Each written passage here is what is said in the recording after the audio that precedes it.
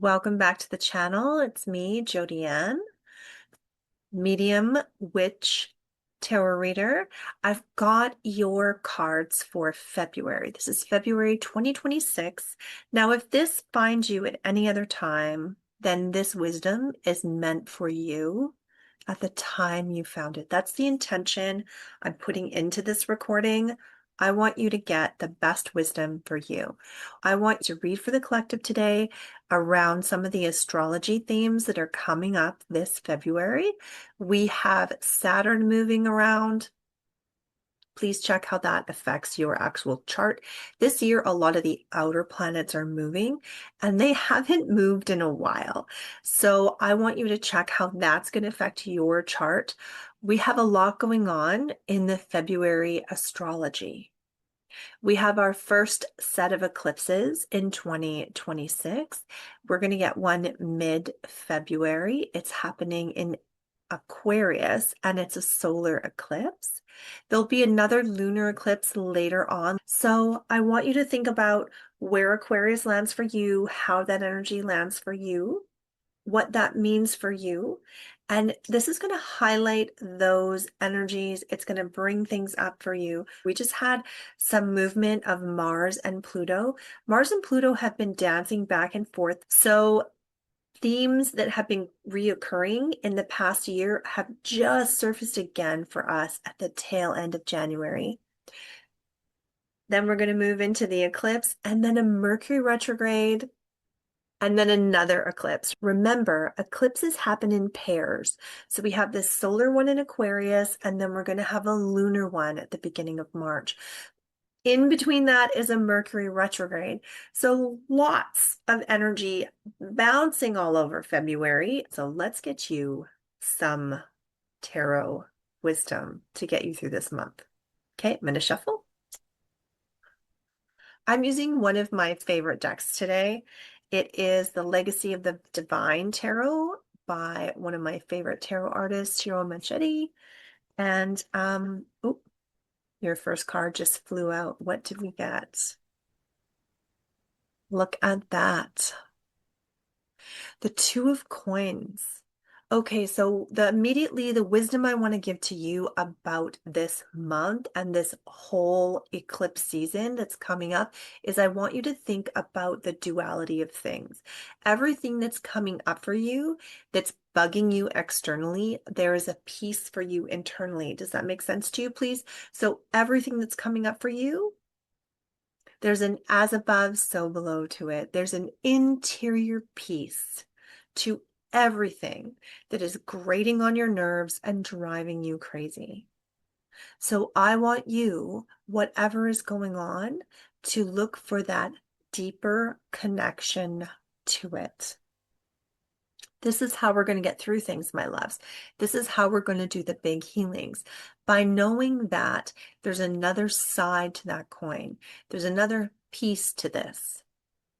So I want you to look for the duality in things and also know that there is going to be signs coming to you and they're going to come in pairs, right? So 222s are going to be really prevalent. So we're going to be like 2 butterflies, 2 bumblebees, that kind of stuff, 2 feathers. Look for signs that have to do with 2. When you're reaching out for a sign from your helpers and your friends and your spirit guides, it's going to be coming in doubles.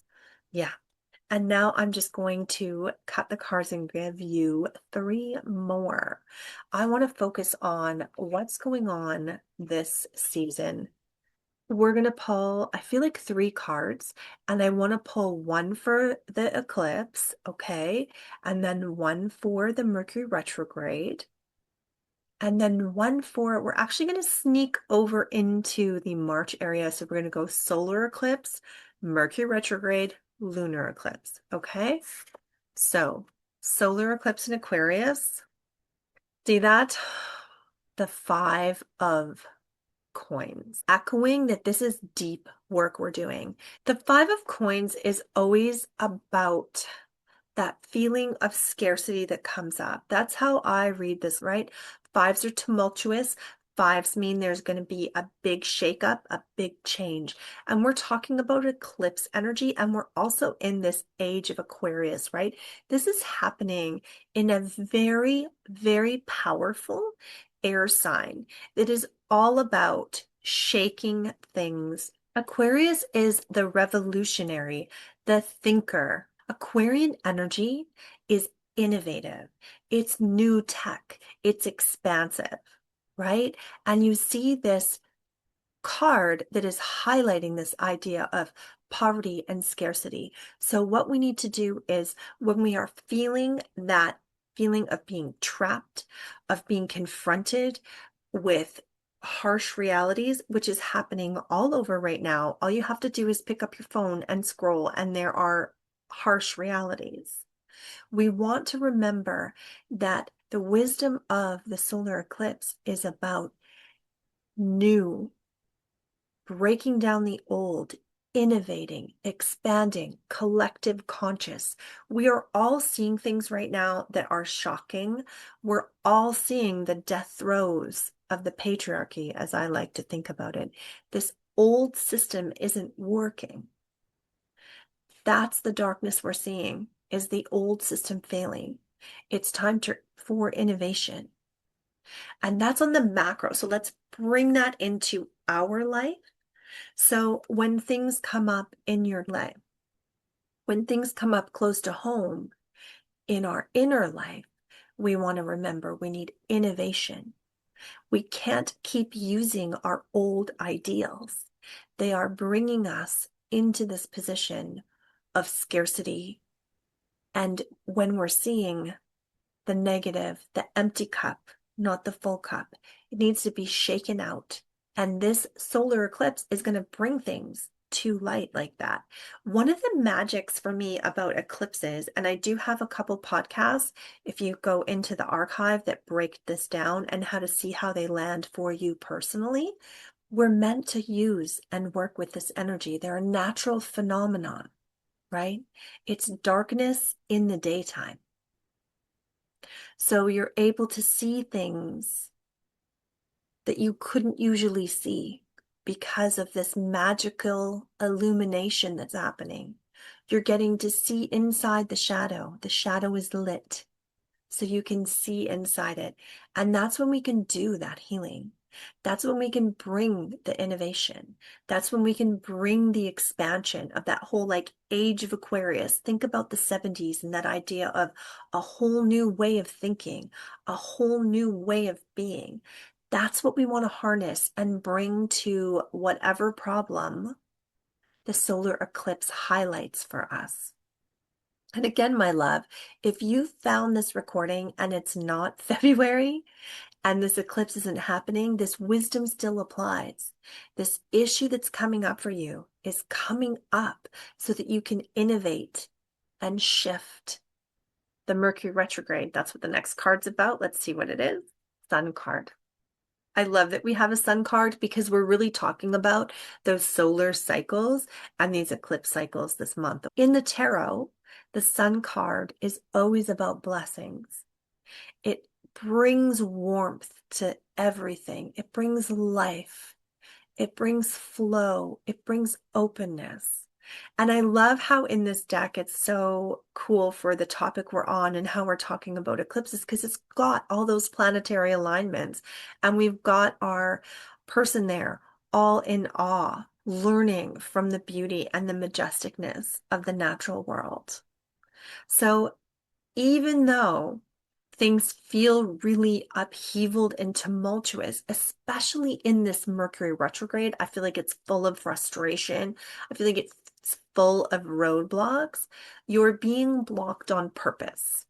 Okay, these roadblocks that are coming up after the eclipse in this eclipse portal between the solar eclipse and the lunar eclipse, where we have this Mercury retrograde, they're supposed to be roadblocking you. I feel like there is this energy in our culture right now where we're trying to overly digest and burn through things and get to the next so fast. And these roadblocks are here honestly, so that we can sit a little bit in the uncomfortableness, so we can sit a little bit in the process, in the change, in the pause, in the portal. And the sun is bringing its blessing to this chaos, even when it has the moon in front of it, and you cannot see the warmth. The sun's warmth is still blessing the situation. As crazy as everything seems, you personally in your life right now are where you're supposed to be, learning what you're supposed to be learning. And it really doesn't even feel like you're supposed to be doing. It feels like you're supposed to be witnessing it. You're supposed to be in it, not even changing it, witnessing it. This February month is heavy and there's a lot of energetic shifts. So instead of trying to go against this energy and force this flow, be in the flow. Let the flow through you and allow yourself space to shift and change, to slow down. Oh, thank you. So if you look at this card, you see this alchemist looking at the planets and understanding from them and gaining wisdom from them. Slow down, gain the wisdom. Our cycles and our seasons move much slower than our world is telling us to move. The wisdom here is to pause. We do not need to go as fast as our phones. We do not need to go as fast as the news cycle tells us. We are allowed to pause. We are allowed to stay with an issue, with a moment, and move slower. Takes the moon a whole month to do a phase. You're allowed a month. You're allowed longer. Tune into your natural rhythms. Yeah. And let the Mercury, let it just retro. Let it just go backwards a bit. And maybe you're going to feel like you're regressing a bit. You're not. That's just the feeling. You're just in a weird flow. You're just feeling that because the flow around us is weird right now. Yeah, I'm going to leave that there. And now we're going to look. We're peeking a bit into March for the lunar eclipse. And the card we have there is, ooh, the Eight of Swords. Oh, my love, the Eight of Swords. The lesson of the Eight of Swords. It's, see how tangled we feel? See how tangled we look? Just all of those restraints and all of those roadblocks around us. This energy is going to feel heavy. The lunar eclipse is going to feel heavy. It's going to continue to bring up again the same themes that you saw at the solar eclipse. They're going to get highlighted again. This isn't because you didn't learn the lesson. This is the time it takes to digest. And I'm being reminded of that first card we had, the Two of Coins.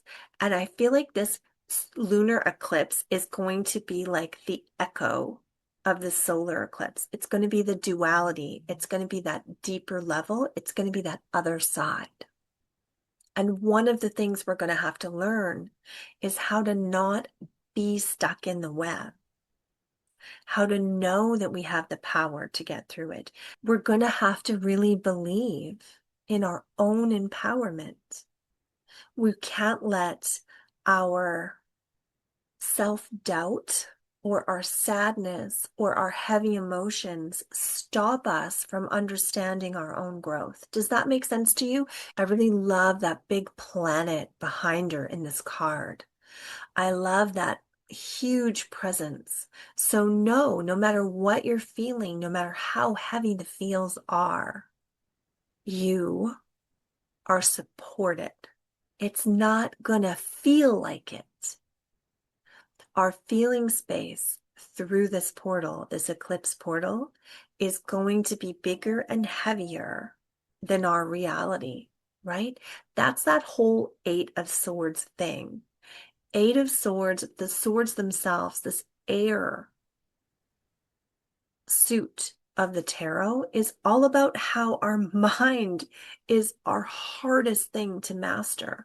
Our thoughts, our old tapes, what we tell ourselves. So it's going to be very important end of February into March that you have your mantras, that you have your positive self-talk, because otherwise that piece of you that speaks lies to you and tells you you're no good, baby, will be louder than it needs to be. Remember, you are where you're supposed to be.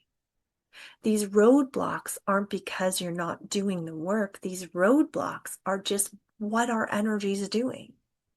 And if you're on this path of empowerment and you're on this path of looking to nature, of looking to the wise women, of looking to the ancient ways, they move so much slower than our news cycle. There isn't a quick answer. And this spring is going to be an emotional one, not because you've done anything wrong, because sometimes healing is heavy and our world is in a place of heaviness. So we must take deep care of ourselves. We must cultivate love here on the micro so that it can ripple out to the macro. You're not trapped forever in the spider web. Webs are not strong. You are much stronger. The swords are not touching you, and you have that big blessing of Jupiter behind you. The energy's going to feel thick. We just need to remember that it's okay to be in the big feels of it all.